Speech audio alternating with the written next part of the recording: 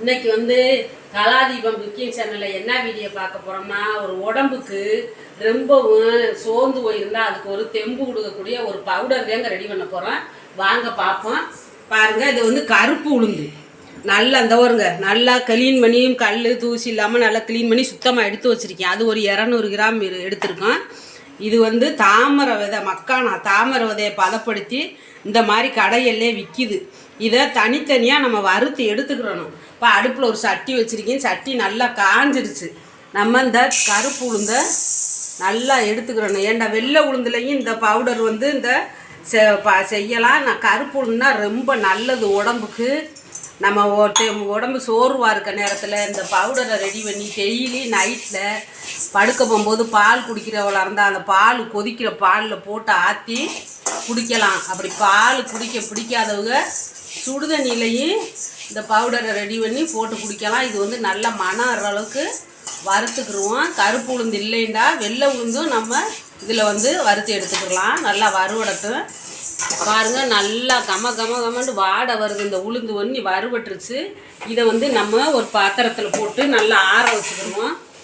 ஆறட்டும். அடுத்து இதே இதில் நான் வந்து இந்த 200 தாமரை விதை, 200 கிராம் உளுந்துக்கு 200 கிராம் தாமரை விதை எடுத்து கொஞ்சம் அடுப்பை குறைச்சி வச்சுக்கிட்டு இதையும் நல்லா வறுத்துடணும். பார்க்கத்தான் இப்படி இருக்கும். நல்லா சூப்பராக வறுவட்டோட நம்ம அதை மிக்சியில் போட்டு பொடி பண்ணணும். இது கடையில் சூப்பர் மார்க்கெட்டு நாட்டு மருந்து கடை எல்லாத்துலேயுமே இந்த தாமரை விதை வச்சுருக்காங்க. 200 கிராம் உளுந்து 200 கிராம் தாமரை விதை ரெண்டு சரி சமமாக நம்ம வறுத்து பொடி பண்ண போகிறோம். இது வறுபட்டுருச்சு. அடுப்பை நல்லா குறைச்சி வச்சுக்கலாட்டி கருகி போயிடும்.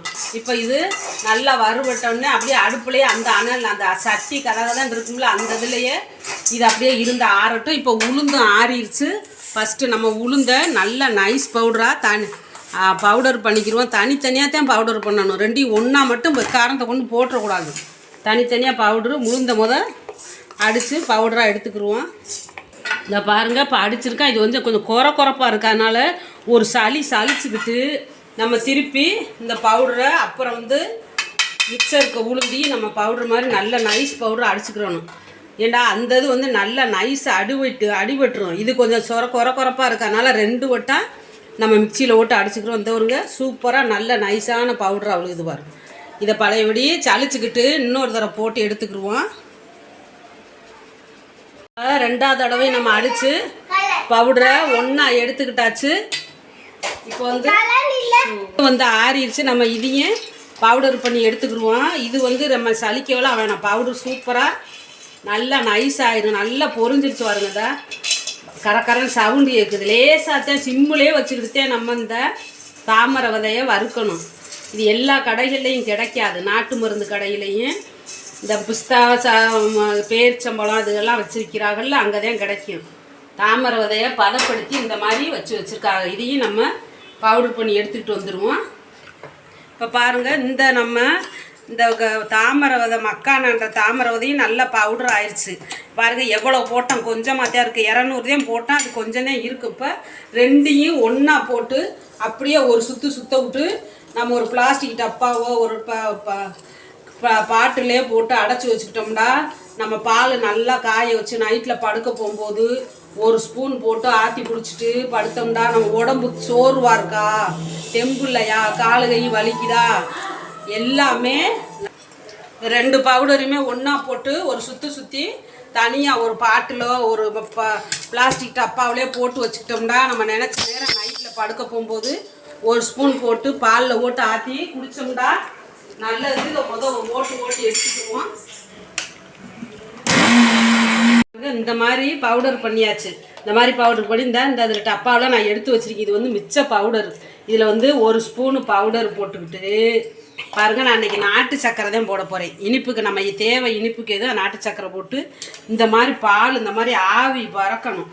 அந்த பாலில் போட்டு அடுத்தடுத்து டக்குன்னு இப்படி ஆற்றிட்டோம்னா சூப்பராக அந்த கொதிக்கிற பால்லையே நல்லா அவ்வளோ ஒரு வாடை வரும். கமக்கமண்டு நம்ம உளுந்த பருப்பு வறுத்தது, அந்த மக்கானா தாமரை விதை வறுத்தது எல்லாம் வாடை வரும். அந்த இனிப்புக்கு இந்த நாட்டு சக்கரையை வெள்ளைச்சீனி ஓடாமல் இந்த மாதிரி போட்டு நம்ம ஆற்றி குடிக்க வேண்டியதே.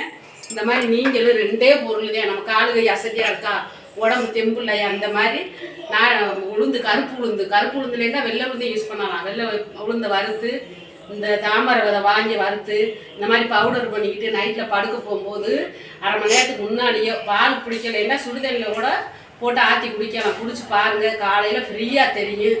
உடம்புக்கு அவ்வளோ சோர்வு இருக்காது, தெம்பாக இருக்கும். இந்த மாதிரி நீங்கள் பவுடர் பண்ணி சாப்பிட்டு பாருங்கள். எப்படி இருக்குறத கமெண்ட்ஸில் சொல்லுங்கள். எங்கள் வீடியோ ஸ்கிப் பண்ணாமல் பாருங்கள். லைக் பண்ணுங்கள், ஷேர் பண்ணுங்கள், சப்ஸ்கிரைப் பண்ணுங்கள். நன்றி, வணக்கம்.